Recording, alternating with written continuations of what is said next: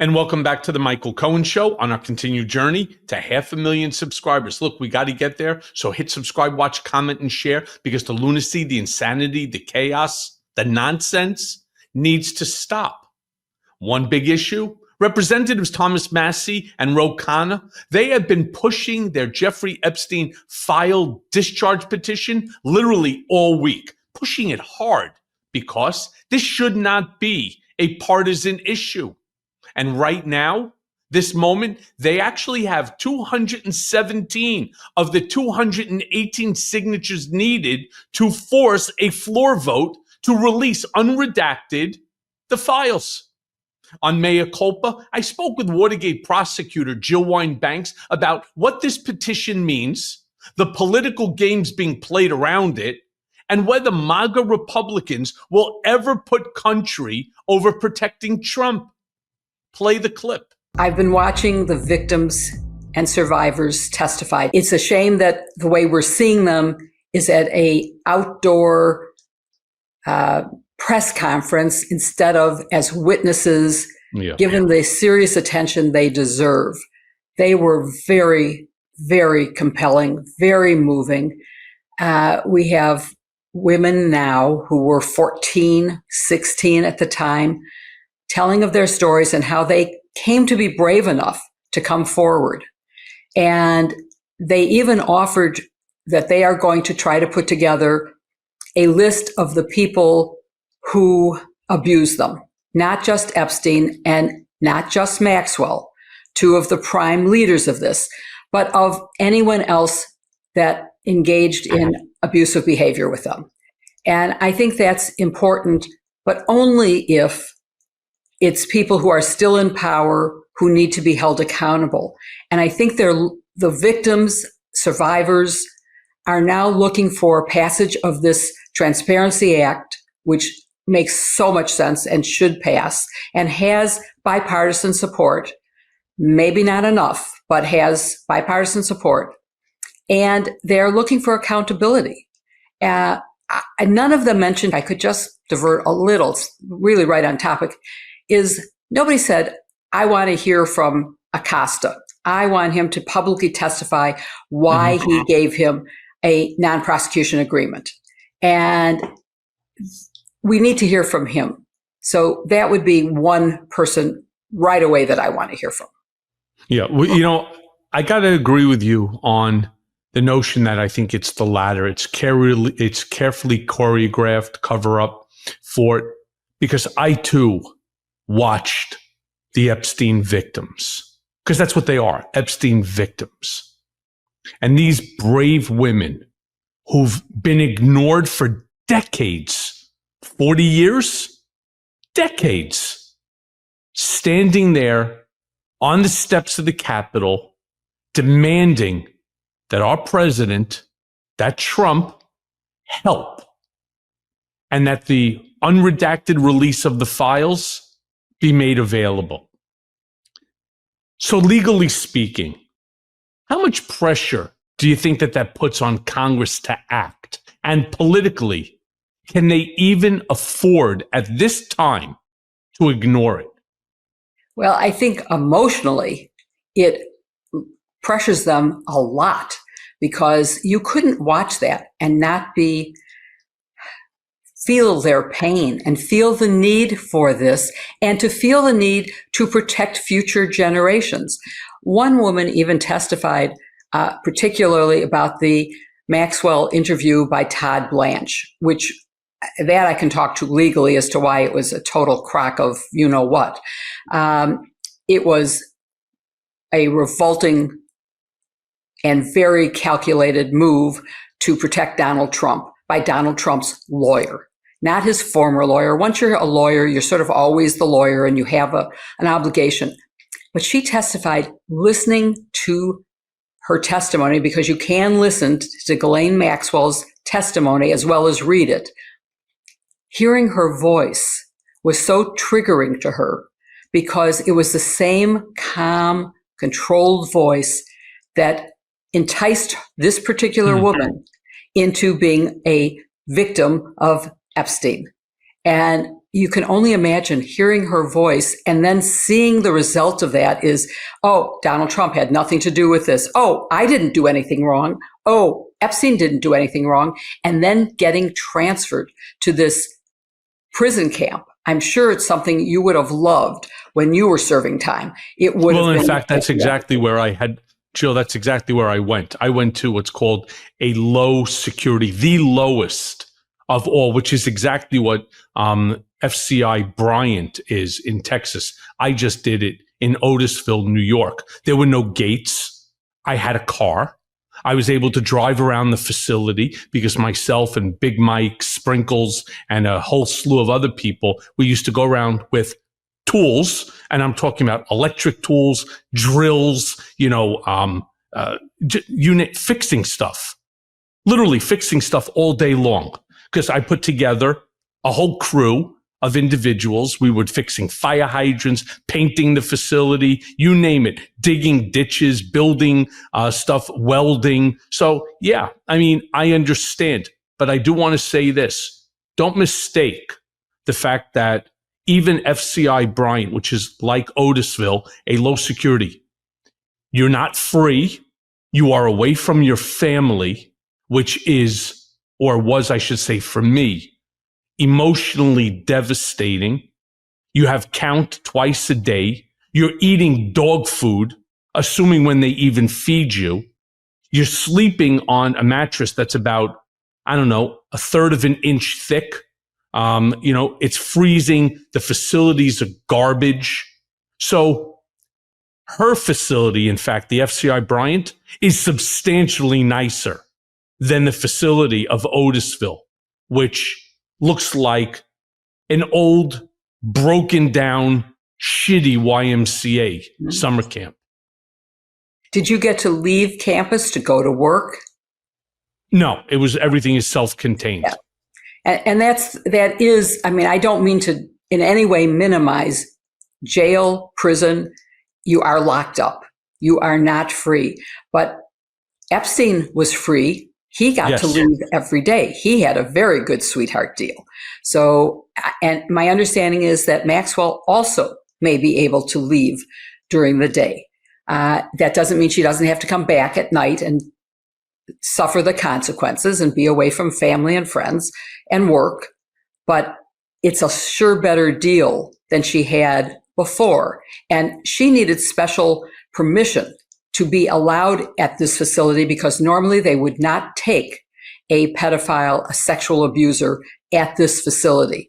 But okay, so let me jump in for 1 second here. That's right. Let me jump in for a quick second here to sort of explain the rules, which unfortunately I had become an expert in. There are two specific factors that make this Ghislaine Maxwell move to FCI Bryant so unusual, and I think the better term is unprecedented. First and foremost, as you said correctly, she's a sex offender. Sex offenders are considered violent criminals, and they are not eligible for low security facilities like FCI Bryant. Even on equal footing, you cannot have a sentence greater than 10 years to be permitted to be in an FCI Bryant low security facility. She still had like 16 or 17 years left. So they completely ignored these long-standing precedents for her. And the real question that I now want to ask you is not who's protecting her. The real question is why.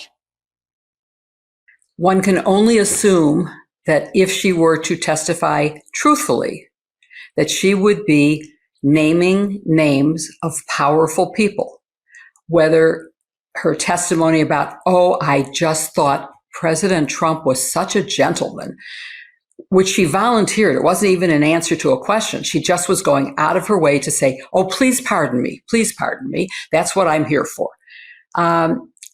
Obviously, she's being protected by the White House.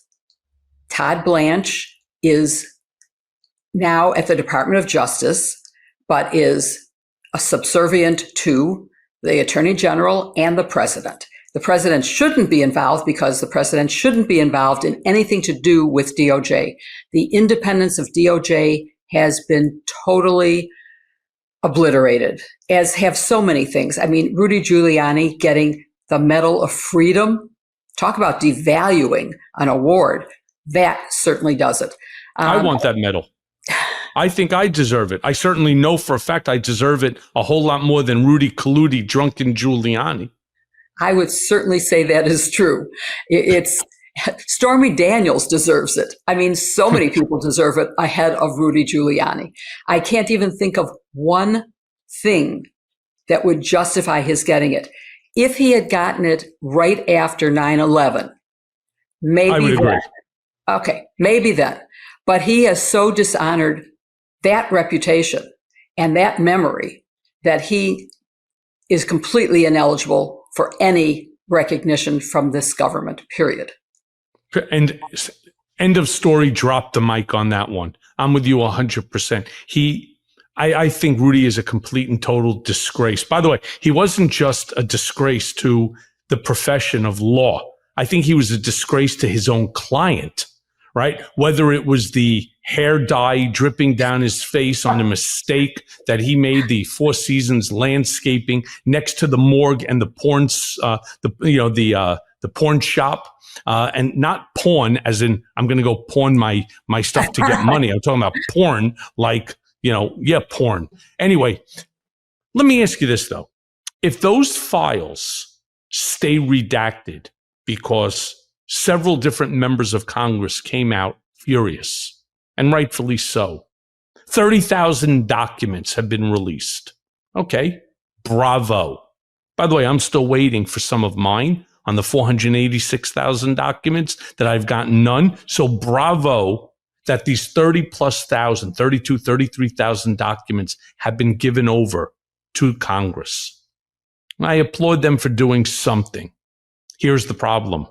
As Thomas Massie, a Republican, working alongside a Democrat, Ro Khanna, who, by the way, we talk about this as if all of a sudden this is some great miracle.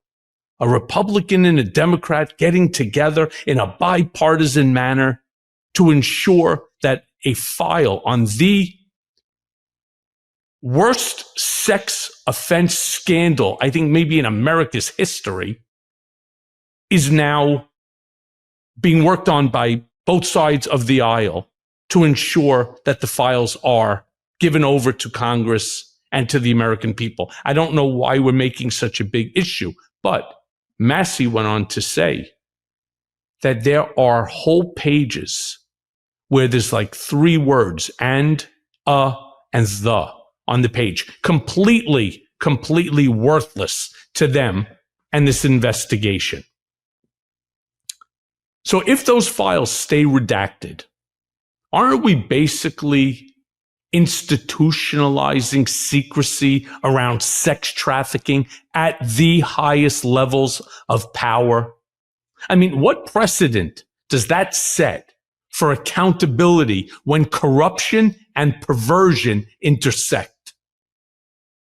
Let me say, I'm going to be the careful lawyer in answering this, because we do not want to accuse people or tarnish their names just because they're listed in a document.